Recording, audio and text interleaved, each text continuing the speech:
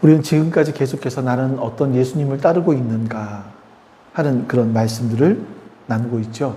오늘은 네 번째 시간, 예수님의 사명은 무엇이었나 하는 이 부분에 대해서 우리가 같이 말씀을 나눠보도록 하겠습니다. 오늘 말씀은 마가복음 8장 27에서 33절까지 말씀입니다.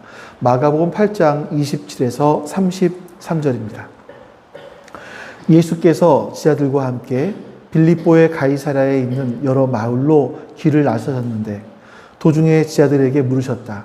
사람들이 나를 누구라고 하느냐? 제자들이 예수께 말하였다. 세례자 요한이라고 합니다. 엘리야라고 하는 사람들도 있고 또 예언자 가운데 한 분이라고 하는 사람들도 있습니다. 예수께서 그들에게 물으셨다. 그러면 너희는 나를 누구라고 하느냐? 베드로가 예수께 대답하였다. 선생은 그리스도이십니다. 예수께서 그들에게 엄중히 경고하시기를 자기에 관하여 아무에게도 말하지 말라고 하셨다. 그리고 예수께서는 인자가 반드시 많은 고난을 받고 장로들과 대제사장들과 율법 학자들에게 배척을 받아 죽임을 당하고 나서 사흘 후에 살아나야 한다는 것을 그들에게 가르치기 시작하셨다. 예수께서 드러내놓고 이 말씀을 하시니 베드로가 예수를 바싹 잡아당기고 그에게 항의하였다.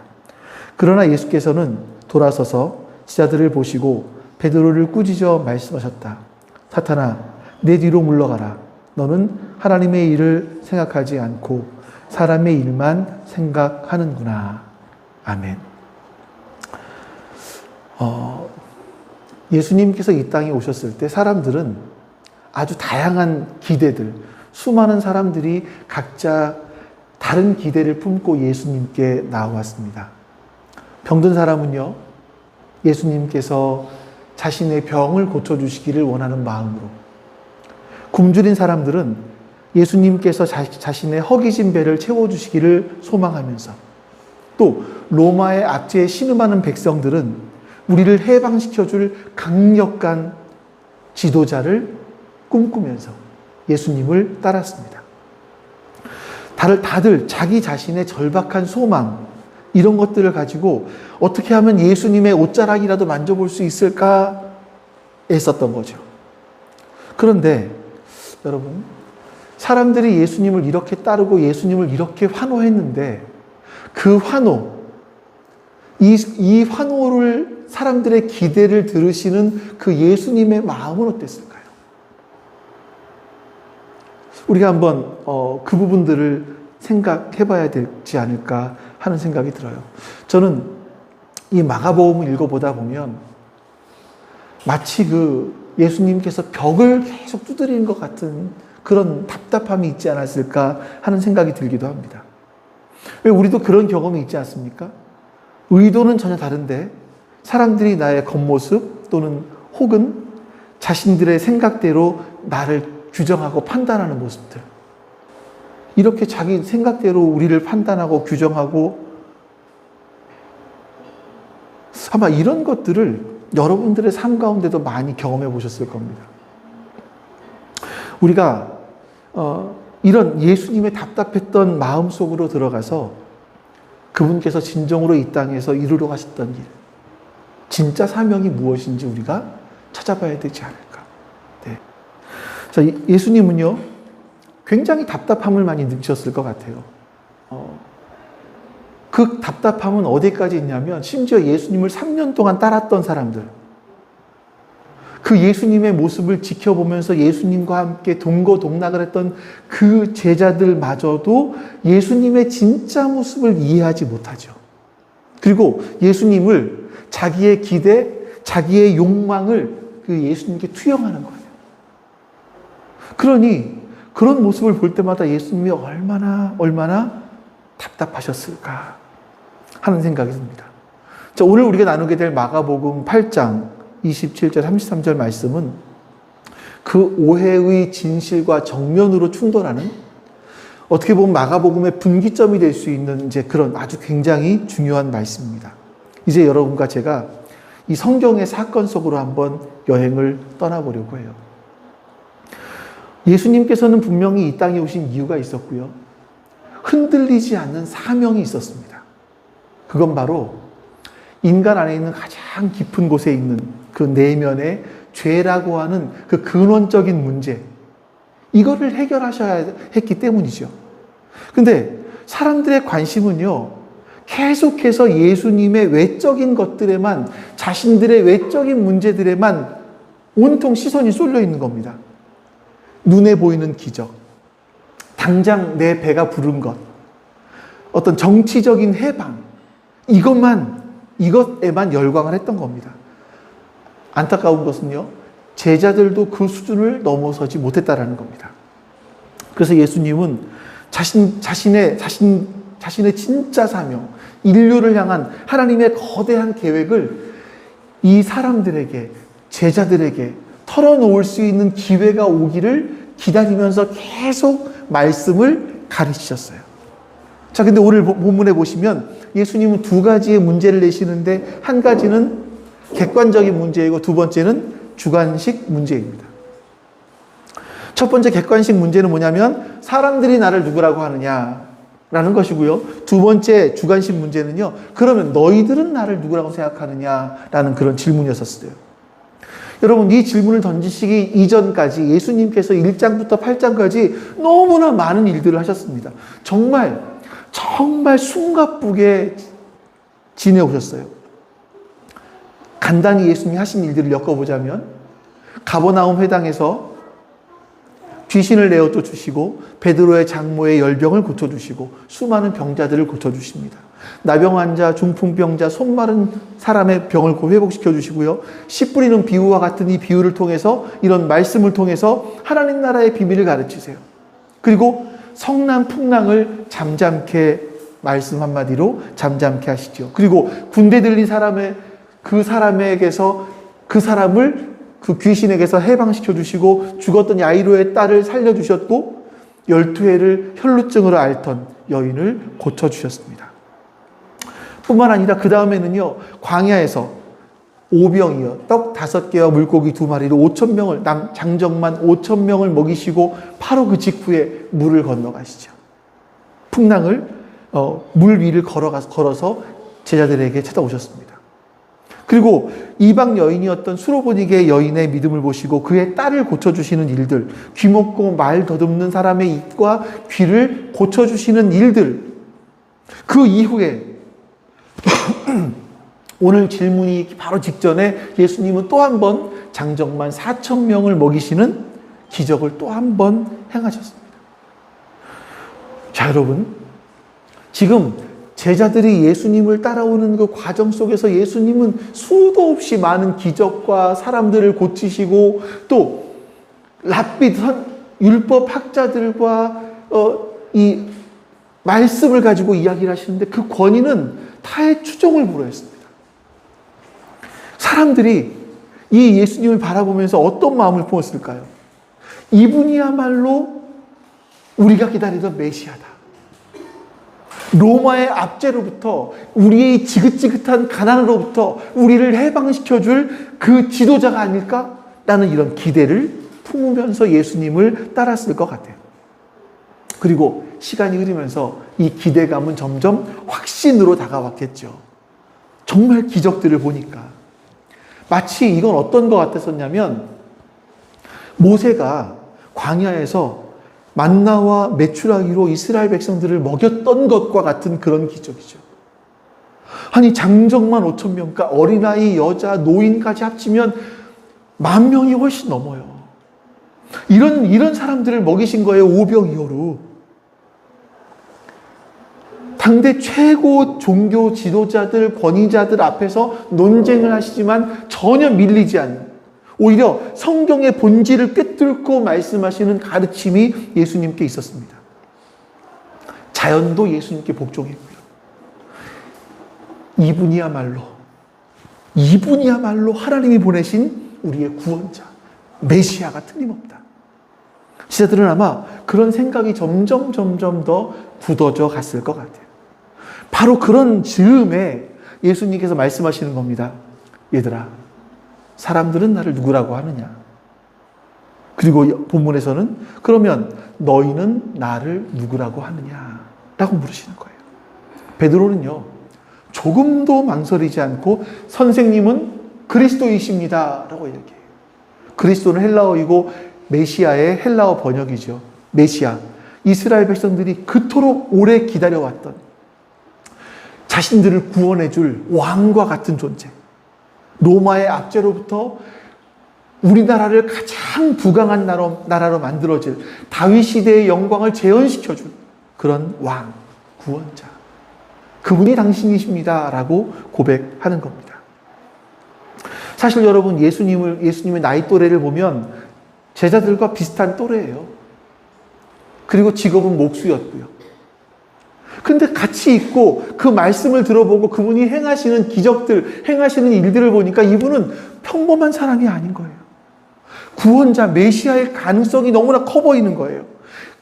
그렇게 예수님을 따르기 시작했는데 점점 더 확신이 생기는 거죠. 그래서 고백합니다. 예수님은 메시아이십니다. 여러분, 이제 제자들이 기대하는 거 이겁니다. 이렇게 고백을 했으니 예수님은 이렇게 말씀하시면 되는 거죠. 너희가 드디어 나를 알아봤구나. 이제 나와 함께 힘을 모아서 저 부패한 로마의 세력을 물리치고 우리 이스라엘을 세계에서 가장 강력한 나라로 만들어서 하나님께 영광을 돌리자. 이러면 이제 되는 거라고 제자들은 생각했을 거예요. 근데 예수님은 그 순간에 이상한 말씀을 하십니다. 31절 말씀이에요. 같이 읽습니다. 그리고 예수께서는 인자가 반드시 많은 고난을 받고 장로들과 대제사장들과 율법 학자들에게 배척을 받아 죽임을 당하고 나서 사흘 후에 살아나야 한다는 것을 그들에게 가르치기 시작하셨다. 좀 더 리얼하게 표현해 볼까요? 예수님께서 하신 말씀이 이거예요. 나는 이제 대제사장, 율법 학자들에게 살해당할 거야. 말씀하시는 거예요. 살해당할 거야. 이 예수님의 말씀을 듣는 제자들의 마음이 어땠을까요? 막 이들은 한껏 흥분됐어요. 얼마나 많은 사람들이 예수님을 따르고 있습니까? 조금만 지나면 예수님이 정말 구원자, 메시아이고 왕이 되시면 우리는 한 자리 할 수 있는 거예요. 엄청난 인생의 변화가 생기는 거예요. 막 이런 한껏 달아오른 그런 마음속에 예수님께서 찬물을 확 얹으시는 거예요. 예수님 계속 말씀하십니다. 나는 살해당하고 나서 사흘 후에 살아날 거야. 이 말을 듣고 사람들이 얼마나 당황했는지 이 당혹감, 이 충격, 여기서 벗어나지 못하고 베드로가 하지 말아야 될 일을 합니다. 32절.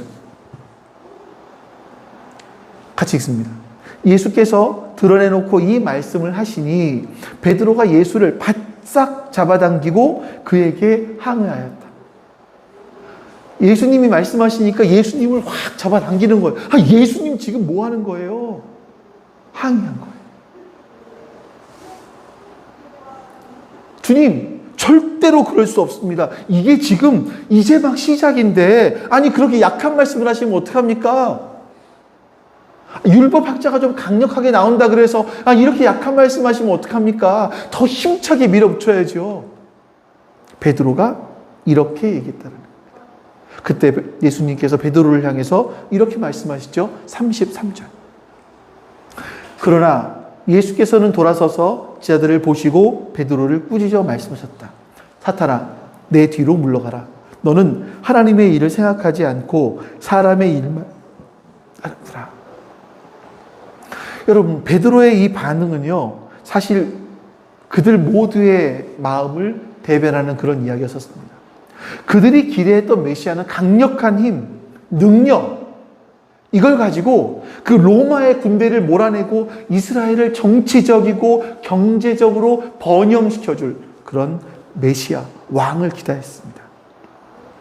자신들의 가장 시급한 문제, 이 눈에 보이는 이런 어떤 적들을 물리치는 것, 자신들의 삶을, 이렇게 가난에 찌들어 있는 자신들의 삶을, 외부적 환경, 이 환경을 바꾸어 주는 것, 이런 지도자 메시아를 간절히 기다리고 있었습니다. 그런데 그런 메시아를 만났다고 생각했는데 그 메시아가 힘없이 종교 지도자들에게, 율법 학자들에게 살해당할 거다라고 말하니까 도무지 받아들일 수가 없었던 거죠. 근데 여러분, 한번 잘 생각해 보십시오. 오늘날 우리가 기대하는 그 예수님, 그 하나님, 그분의 모습이 이 당시 제자들의 모습과 많이 닮아있지는 않은가 하는 겁니다. 우리가 예수님을 찾은 이유들을 잘 생각을 해보면, 솔직히 말씀드려서 하나님께서 우리의 외적인 조건들을 바꾸어 주시기를 기대하면서 예수님을 찾는 경우들이 많아요. 하나님, 제가 하는 사업이 조금 더 잘 풀리게 해주시기를. 하나님, 내가 직장에서 잘리지 않고 잘 진급하게 해주시기를.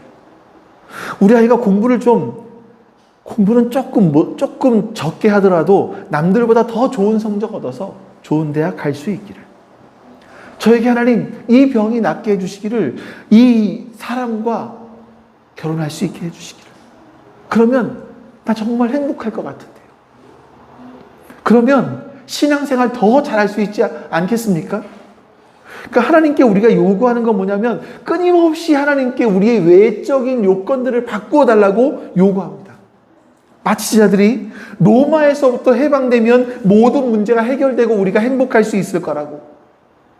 우리도 돈 문제, 건강 문제, 성공 문제, 관계의 문제, 이런 것들이 해결되면, 이 모든 문제가 해결되면 우리는 진정한 행복을 누릴 수 있을 거라고, 신앙생활 잘할 수 있을 거라고 착각을 하며 살아갑니다.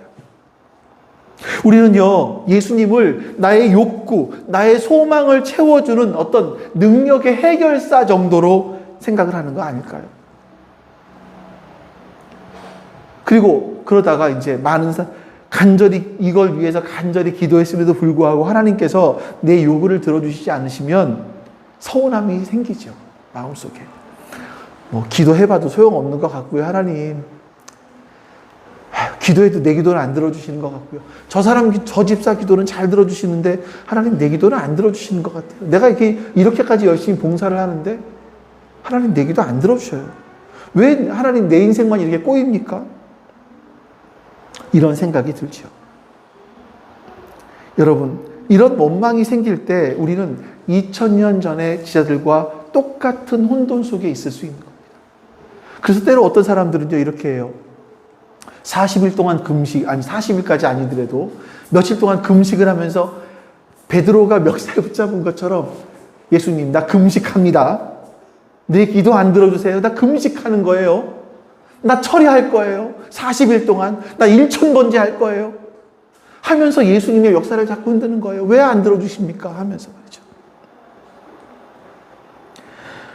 우리는 이렇게 2000년 전에 제자들이 겪었던 혼란을 동일하게 우리도 겪고 있습니다. 하지만 예수님은요, 오늘 우리가 처음에 부른 찬송이 있잖아요. 나 주님을 모른다 하지만 주님은 우리를 포기하지 않으세요. 모른다 하지 않으세요.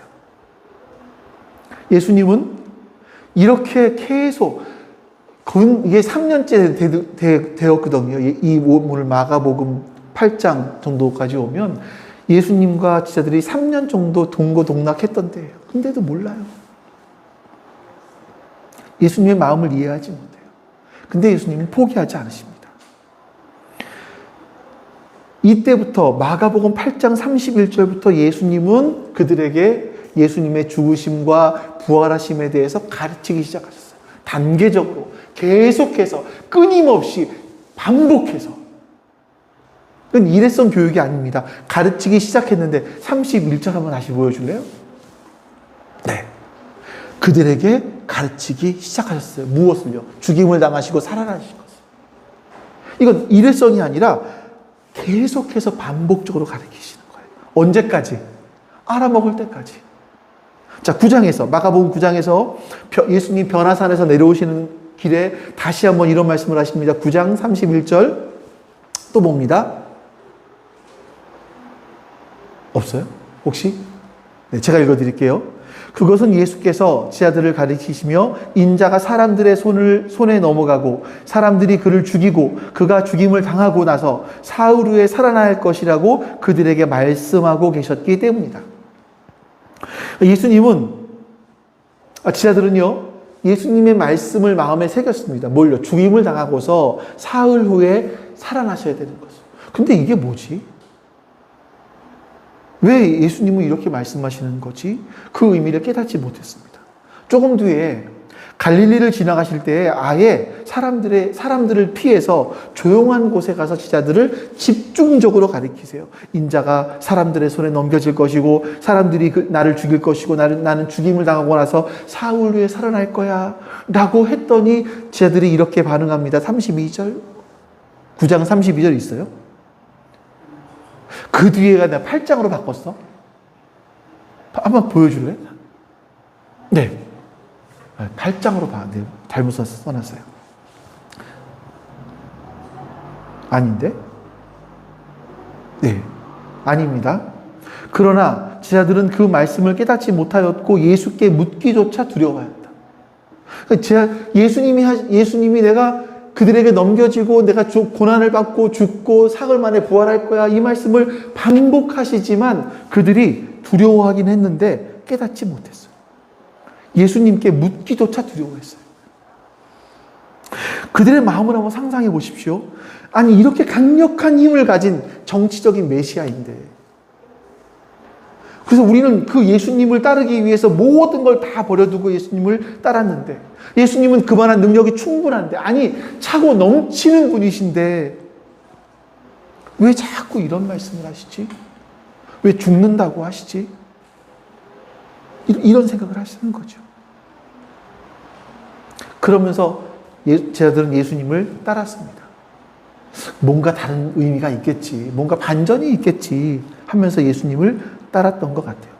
그리고 마침내 예루살렘으로 올라가시는 길에서 예수님께서 세 번째로 가장 강력하게 당신의 죽음에 대해서 말씀하시는 10장이 있습니까? 이건 있네요. 같이 한번 읽어보겠습니다. 보아라, 우리는 예루살렘으로 올라가고 있다. 인자가 대제사장들과 율법 학자들에게 그들은 인자에게 사형을 선고하고 이방 사람들에게 넘겨줄 것이다. 그리고 이방 사람들은 인자를 조롱하고 침뱉고 채찍질하고 죽일 것이다. 그러나 그는 사흘 후에 살아날 것이다. 자, 여러분, 예수님께서 그냥 제자들에게 죽음의 길을 간다고 말씀하시는 거잖아요. 근데 너무나 담담하게, 너무나 당당하게 말씀하시는 거예요. 그 성경은 바로 앞에 절이긴 하지만 그 예수님을 따르는 제자들이 그들이 놀랐고 따르는 자들은 두려워했다. 기록합니다. 죽으러 가는 사람이 어떻게 저렇게 당당하지? 어떻게 저렇게 담담하지? 이런 놀라움. 혹시 이분이 죽으면 우리에게도 큰 어려움이 오는 거 아니야? 두려움들이 마음을 사로잡고 있었다는 거예요. 역시 여러분 오늘날도 우리들도 역시 이런 비슷한 혼돈, 이런 무지 속에 있지는 않은가 하는 생각이 들어요. 여러분 교회는요, 저도 우리 십자가를 보면서 여러분은 십자가를 볼 때 어떤 생각이 드세요? 많은 분들이 이거 보면서 와 이쁘다고 얘기를 해요. 저도 상상할 때 이렇게 음각으로 해놓으면 십자가가 되게 좋아 보이겠다, 이뻐 보이겠다 생각 저도 있었겠죠. 근데 여러분 이 사람들이 초대교회 이 당시 제자들이 예수님께서 말씀하시는 그 죽음, 그 십자가는 어떤 상징이었었을 거야, 과장법이었었을 거야 이렇게 생각을 했다라는 거예요. 우리 역시 십자가는요 그냥 교회 장식품 아닐까? 잠시 우리의 감정을 자극하는 어떤 종교적인 심볼 같은 게 아닐까? 이렇게 생각하는 거 아닐까요? 우리가 패션 오브 크라이스트 이런 영화들을 보다 보면 예수님의 십자가에 죽으시는 장면을 보다 보면 괜히 코끝이 찌개지면서 뭔가 그런 게 있잖아요. 근데 끝이에요. 그걸로. 교회를 나가면서 영화가 끝나면서 우리는 하하 웃으면서 밥을 먹습니다. 제자들도 이해하지 못했고 오늘날 우리 역시 예수님의 십자가를 정확하게 이해하고 있는 것인가? 예수님의 죽음과 부활하심, 이게 예수님의 정말 진짜 사명인데, 예수님이 이 땅에 오신 이유인데 우리가 이것을 제대로 이해하고 있나? 한번 우리가 돌아봐야 될 것 같습니다. 그럼 여러분, 가장 우리 기본으로 돌아가 보죠. 여러분이 너무나 많이 들었을 만한 이야기입니다. 도대체 예수님께서는 왜 그렇게 죽으려고 하실까요? 왜 그렇게 죽어야 된다고 말씀하실까요? 죽음은 과연 어떤 의미가 있는 것일까요? 죽음을 통해서 예수님은 무엇을 이루어내려고 하시는 것일까요? 이 모든 질문에 대한 답변이 마가복음 10장 45절에 기록되어 있습니다. 이 구절은요, 세베대의 두 아들 야고보와 요한이 예수님께 나와서 청탁을 했어요. 어머님까지 모시고 와서 예수님이 왕이 되시면 하나는 오른편에 하나는 왼편에 앉혀주십시오 라고 청탁하는 그런 장면이 있은 이후에 예수님께서 자신의 죽음을 말씀하시는데 그 죽음까지 가야 되는 그 사명의 핵심이 무엇인지를 말씀하세요. 10장 45절 같이 읽어보겠습니다. 인자는 섬김을 받으러 온 것이 아니라 섬기러 왔으며 많은 사람을 구원하기 위하여 치를 몸값으로 자기 목숨을 내주러 왔다. 아멘. 예수님께서 반드시 죽어야만 하는 이유 세 가지를 말씀하시는 거예요. 첫 번째가 뭐냐면 바로 몸값. 대속물이라고 하죠. 여러분, 이렇게 생각해 보시면 돼요.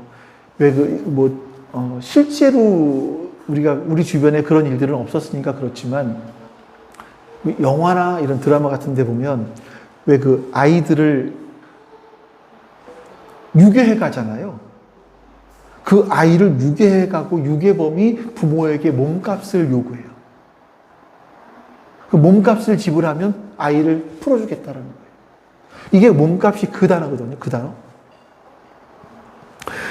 예수님께서 당신의 죽음이 우연적인 사고나 어떤 정치적인 희생을 하는 것이 아니라 반드시 이루어져야 될 필연적인 사건이다라고 말씀하시면서 예수님은 자신의 죽음은 너희들을 위한 몸값이다라고 말씀하시죠. 몸값.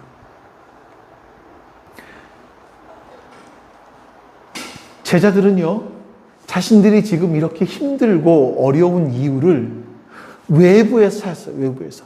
로마. 이 로마가 우리를 점령하고 있기 때문에 우리가 이렇게 힘든 거야. 이랬단 말이에요. 근데 예수님은 뭐라고 말씀하시냐면, 아니야. 외부에 있는 것이 아니라 너희들 마음에 있어. 너희들 내면의 문제야. 우리 인간의 마음속에 그 부패함, 교만함, 이기심, 한마디로 표현해 볼까요? 자기중심주의. 자기중심성. 이거. 내가 좋으면, 내 마음에 들면, 나만 좋으면 되는 거. 이 자기중심성이라는 이 죄에 대한 부분들을 해결하지 못하게 되면 어떤 진정한 해방, 행복도 없다고 말씀하십니다. 예수님은요. 어떤 분이 이런 글을 썼었어요. 나는 천재다. 나의 부패를 포장하는데 나는 천재다. 네 죄성, 네 부패함들을 포장하는데 천재래요. 두 번째, 나는 바보입니다. 그렇게 포장한 것이 나인 줄로 착각하는 나는 바보입니다. 정말 우리의 모습 같아요. 저의 모습 같아요. 우리는 자신의 연약함, 자신의 죄성을 어떤 그럴듯한 명분, 자기 합리화, 이걸 막 포장해요. 너무 포장을 잘해요. 그래서 다른 사람들한테 그럴듯하게 보여. 나는 직장도 이렇고, 나는 말도 이렇게 하고, 나는 뭐 행동도 이렇게 하고. 그럴듯하게 보여줘요. 그리고 그렇게 그럴듯하게 사람들에게 보여주는 그것이 나라고 생각을 해, 나.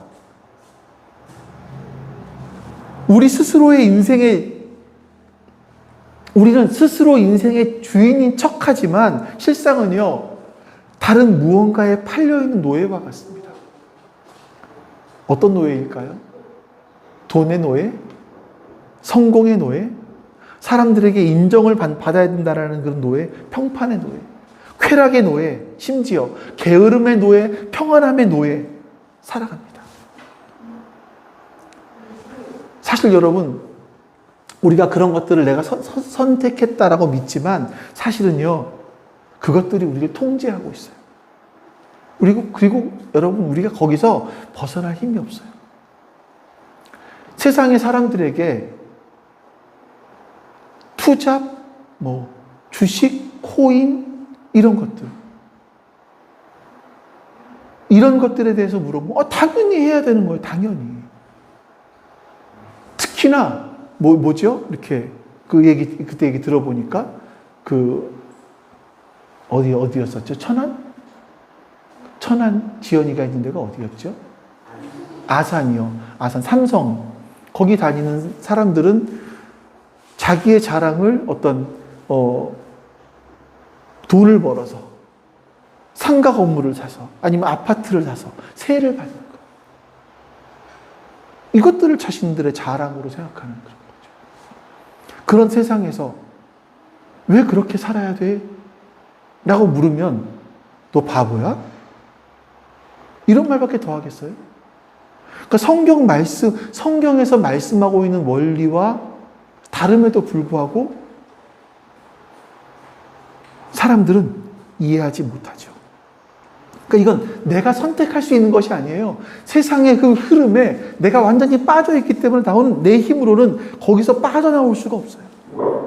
그 통제에서 벗어날 수가 없어요. 이게 베드로가 책망받는 일이에요. 예수님이 말씀하신 사람의 일이에요. 사람의 일. 눈에 보이는 세상의 원리, 세상의 힘, 세상의 논리, 여기에 사로잡혀 있는 거죠. 예수님은요, 그 배후에서 인간을 조종하는 교묘한 어둠의 세력, 사탄의 영향력을 보셨기 때문에 예수님께서 뭐라 그러십니까? 아까 보니까 사탄아, 뒤로 물러가라. 너는 사람의 일만 생각하는구나. 말씀하시는 거예요. 이렇게 세상의 노예로 잡혀있는 우리를 되찾아오기 위해서 몸값이 필요한 겁니다. 몸값. 세상에 그 인질로 붙잡혀 있는 우리들이기 때문에 거기서 꺼내 오시기 위해서는 예수님 몸값을 지불하셔야 됐어요. 하나님께서는 죄의 노예가 된 우리를 되찾아 오시기 위해서 자신의 아들 예수 그리스도의 생명을 기꺼이 몸값으로 지불하기로 결정하신 겁니다. 이 몸값이 지불되었기 때문에 우리는 비로소 죄의 속박에서 벗어나서 하나님을 아빠, 아버지라고, 우리 하나님을 우리가 감히 아빠라고, 아버지라고 부를 수 있는 그런 신분을 갖게 됐다는 거죠. 옛날에는 하나님이 우리 원수 관계였거든요. 원수. 가까이 할 수 없는 분이었어요. 근데 이제 하나님을 아빠라고 부르셨어요. 내가 힘들 때 찾아가서 아빠 도와줘라고 말할 수 있는, 이것이 바로 그리스도인의 삶의 출발점인 겁니다. 예수님께서 우리의 신분을 그렇게 회복시켜 주셨어요. 두 번째, 우리를 향한 하나님의 사랑을 확증하기 위해서 죽으셨습니다. 예수님의 죽음은 단순하게 우리의 죄값을 치르는 어떤 법적인 거래가 아닙니다. 그것은요, 우리를 향한 하나님의 끝없는 사랑에 대한 사랑을 보여주시는 강력한 표현인 거예요. 한번 생각해 보십시오. 여러분, 이 우주에서 인간이라는 존재가 얼마나 됩니까? 도대체. 먼지보다 작잖아요. 근데 이 먼지보다 작은 존재가 자신을 창조하신 하나님을 알지 못하고 그 하나님을 배반하고 하나님을 떠나서 내가 주인이라고, 나를 창조하신 분을 떠나서 내가 주인이라고, 이제 나는 내 마음대로 할 거라고 하며 살아가는 이런 존재가 우리들이에요. 마음 속부터 썩어 있어요. 이런 부패한 우리를 위해 우주의 창조주께서 자신의 목숨을 버리시는 일이 과연 이게 말이 됩니까? 크기로 보나 질로 보나 도무지 사랑받을 만한 가치가 없는 그런 우리들인데, 그런 우리를 위해서 당신의 모든 걸 내어주시는 거예요. 왜? 왜일까요? 다른 이유는 없습니다. 딱 한 가지. 사랑 때문이죠. 사랑하시기 때문에. 내가 너를 이만큼 사랑한다라는 걸 보여주기 위해서, 보여주기 위한 가장 확실한 방법이 뭐였냐면 바로 십자가였습니다. 여러분, 지금 이 인간들은요, 인간들이 사회를 공동체를 형성하고 살아가다 보니까 막 인간들의 죄성이 드러나요. 그래서 이것들을 해결해 보기 위해서 다양한 방법들을 강구해냈습니다. 교육을, 법을 만들어서, 제도를 만들어서, 과학을 발전시켜서 인간을 더 좋은 존재로 만들어 보기 위해서 끊임없이 노력을 했어요. 근데 계속 실패합니다. 인간은요, 법을 만들어 놓으면 법을 이용해서 나쁜 죄를 저질러요. 법꾸라지라고도 많이 하잖아요. 법을 설설설 빠져나가는 미꾸라지 같은 존재들이 있다고 하잖아요. 인간의 이기심은요, 결코 법이나 제도나 교육이나 과학이나 이런 걸로 바뀌지 않습니다. 언제 바뀌나요? 진짜 사랑을 받을 때. 진짜 사랑을 경험할 때. 부산 태종대에는 아주 굉장히 아름다운 절벽들이 있습니다. 태종대는 저희 잊을 수가 없는 것이 제 아내와 제가 밤 기차를 타고 여행을 가서 그날 24시간 여행이에요. 밤 기차를 타고 부산에 가서 하루 놀다가 밤에 올 때 기차 타고 왔나요? 우리 버스 타고 왔나요? 사모님? 기억 안 나요? 그렇게 돌아왔던 그런 곳인데, 사실 태종대 이 바위가 굉장히 좀 경사가 심합니다. 여기는 참 아름다운 곳인데 자살을 많이 해요. 그래서 1976년에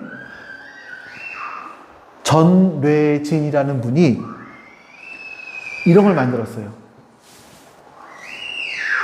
모자상이에요.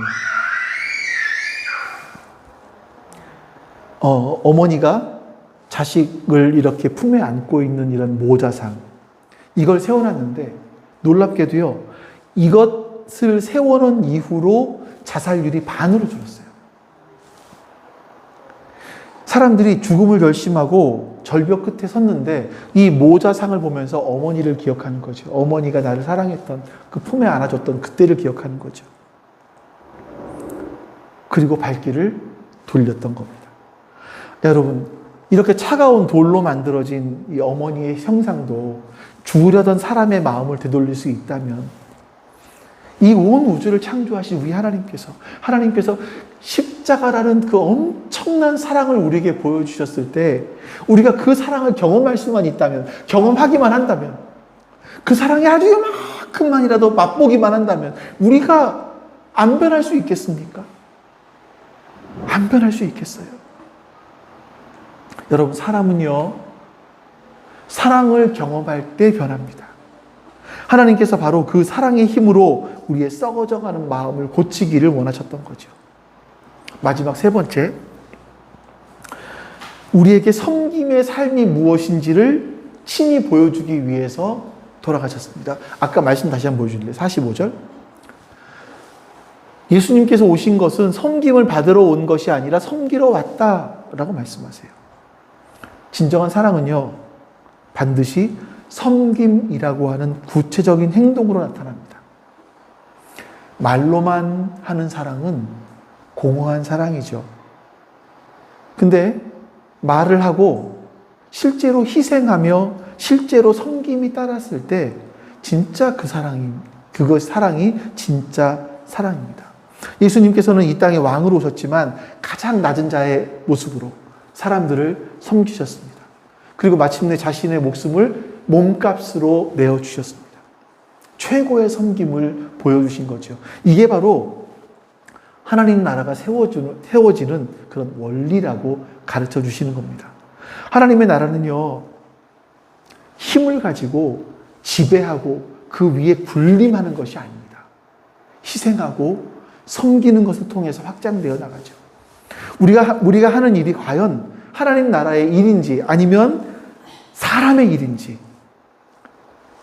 가늠할 수 있는 시금석이 바로 여기에 있는 겁니다. 그 일 속에, 내가 지금 하는 일 속에 섬김이 있나, 희생이 녹아져 있는가를 보시는 거예요. 리더가 섬김의 자세로 구성원들을 대하고, 부유한 사람이 섬기는 자세로 재물을 나누고, 목회자든 직장인이든 가정의 주부이든 남편이든 각자의 자리에서 섬김의 삶을 살아갈 때 거기서 하나님의 나라가 시작이 되어지는 겁니다. 물론 어렵죠. 섬김, 희생 어렵습니다. 하지만 우리가 반드시 기억해야 될 것이 뭐냐면 예수님께서는 목숨을 내어주러 오셨지만 이것으로 끝내신 게 아닙니다. 그 이후에 부활이 있었습니다. 예수님은요, 우리가 이렇게 희생하고 섬기고 했을 때 예수님은 그 이후에 우리에게 부활을 경험하게 해주세요. 저는 여러분들에게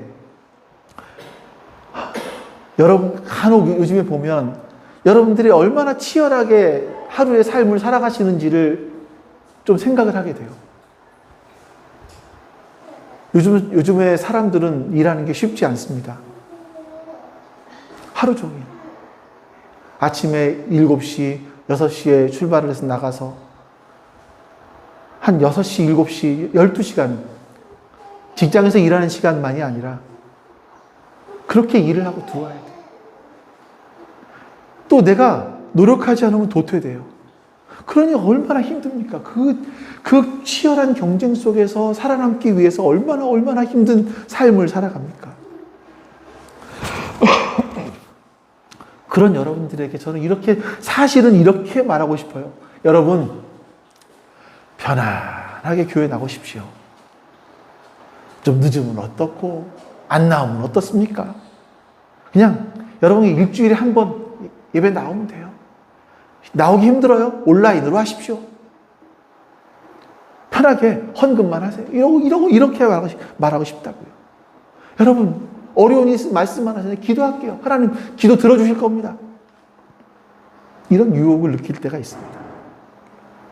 근데 여러분, 그것이 과연 정말 성경이 말씀하고 있는 예수님의 모습일까? 우리들에게 자기 십자가를 지고 따르라고 말씀하신 그 예수님의 모습일까? 하는 생각이 듭니다. 그건 참된 신앙의 길도 아니죠. 예수님 모습도 아닙니다. 예수님은요, 우리의 소원을 만족시켜주시는, 소원을 들어주시는 요술램프의 지니가 아니세요. 내가 원하는 그 예수님의 모양을 만들어 놓고, 예수님은 이런 분이야. 이거 내가 소원하는 거 이루어 주시면 더 잘 믿을게요. 더 교회 열심히 나갈게요. 헌금 더 많이 할게요. 이렇게 거래하려고 하는 그런 하나님이 아니시라는 겁니다. 예수님을 진정으로 따르는 사람들은요, 먼저 예수님의 몸값이 나에게 얼마나 절실하게 필요한지를 깨닫는 거예요. 예수님의 몸값이 절실하게 나에게 필요하다라는 것을 깨달은 사람이죠.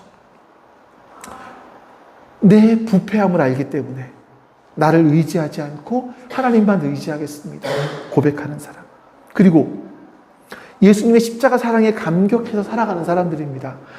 아무런 자격이 없는 나인데 나를 위해서 목숨까지도 내어놓으신 그 놀라운 사랑, 그 사랑에 내가 압도되어서 그 사랑의 힘으로 하루하루를 살아가는 거예요. 힘든데 정말 살아가는 게 너무나 힘든데, 아니 나를 그렇게까지 사랑하시는 예수님이 계시는 거예요. 나를 위해서 자기의 목숨까지도 내어놓으신 그 예수님이 계시는 거예요. 그러면 자신의 목숨까지 내어놓고 나를 살리셨으니 내가 이 땅에 태어나 살 일이 있지. 내가 지금은 이렇게 힘들지만 그분이 나를 향한 무언가 계획이 있으시지. 살아가는 거예요, 하루하루. 옛 길을 버리고 새로운 길, 주님이 주시는 새로운 삶을 생각하면서 그렇게 희생하며 섬기는 삶을 살아갈 때 여러분, 그것으로 끝이 아닙니다. 기억하십시오. 성경은 분명히 우리에게 그 이후에 부활이 있다라고 말씀을 하세요. 정말 영광스러운 길이라는 걸 여러분 기억하시기 바랍니다. 이제는 여러분과 제가 선택하는 것만 남았습니다. 내가 원하는 것을 얻어내기 위해서 예수님을 따를 것인지, 아니면 십자가의 죽음과 부활이라고 하는 그 본래의 사명을 가지고 지금도 살아 역사하시는 그 예수님을 따르실 것인지 여러분들이 선택하시는 거예요.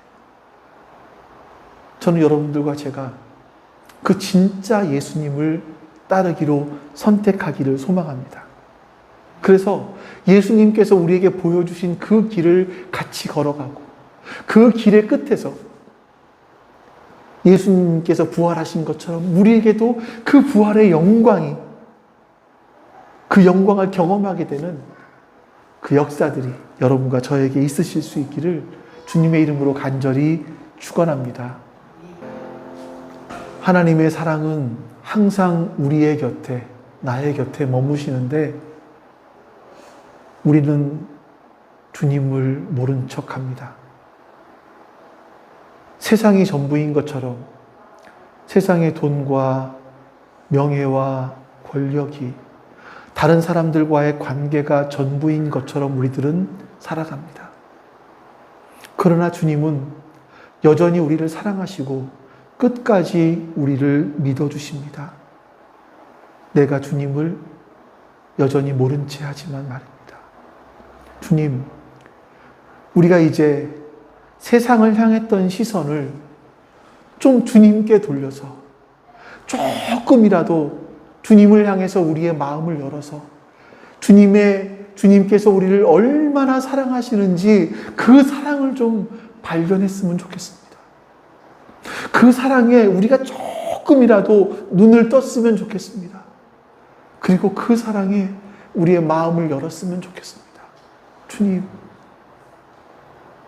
우리의 시선이 주님을 향할 수 있도록 좀 우리를 붙들어 주시옵소서. 하나님은 인격적인 분이시라 우리가 마음을 열지 않으면, 우리가 마음의 문을 열지 않으면 주님은 우리 안에 들어오시지 않는 분이신데, 강제하지 않는 분이신데 주님, 이 일을 어찌합니까? 주님, 우리를 도우시고 붙드셔서 성령 하나님으로 함께 해주셔서 우리로 하여금 그 예수님의 사랑을 경험케 해주시옵소서. 여호와는 내게 복을 주시고 너를 지키시기를 원하며, 여호와는 그의 얼굴을 내게 비추사 은혜 베푸시기를 원하며, 여호와는 그 얼굴을 내게로 향하여 드사 평강 주시기를 원하노라. 아멘. 이제는 우리에게 하나님의 그 크신 사랑이 얼마나 크고 넓은지 그 사랑을 알게 하시기 위해서 이 땅에 오셔서 십자가에 죽으시고 부활하신 그 예수님의 사랑하신 분, 그 아들을 보내시기까지, 그 본체를 보내시기까지 우리를 사랑하신 아버지 하나님의 사랑하신 분, 그 크신 사랑을 우리의 가슴에 절절히 깨닫게 해주시는 성령 하나님의 내주하심이 지금 주 앞에 모여 예배드린 모든 하나님 백성들 머리 위에 지금부터 영원토록 함께 하시기를 간절히 축원하옵나이다. 아멘.